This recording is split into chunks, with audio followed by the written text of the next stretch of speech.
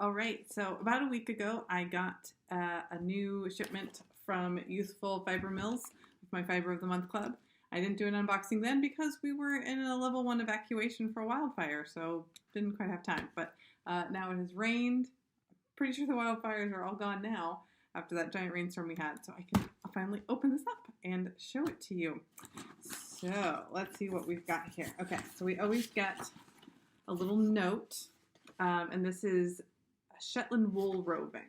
So Shetland wool, super famous, and I think this week or next week is Shetland wool week. It's one of their big things of the year. I'll look into that and make sure, but I think it's coming up very shortly. So that's super exciting that it coordinates with that.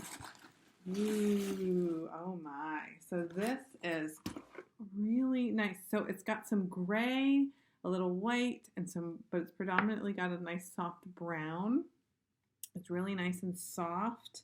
It says that it comes from Whistle Stop Farms in Hillsboro, Oregon. So again, like nice local wool for me. So this is great, and I think this is going to be super fun to spin up.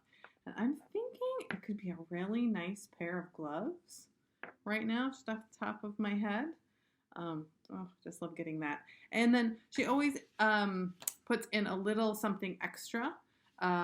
Last month, there were these cute little scissors, which have actually come in really handy. I didn't know that I need. This time, it's needle wranglers, which I'm actually already using. As soon as I found those, I was like, this is a thing. And I grabbed them and I put them on my knitting. So I don't have them to show you, but they're kind of like these little pieces of plastic, like 3 little folds, and then they hold your needles together so they don't splay everywhere. So it's absolutely perfect. So that is this month, September's Wool of the Month from Youthful Fiber Mills, and it is 3.5 ounces of Shetland wool roving. So very cool. I'll let you know how it spins up later.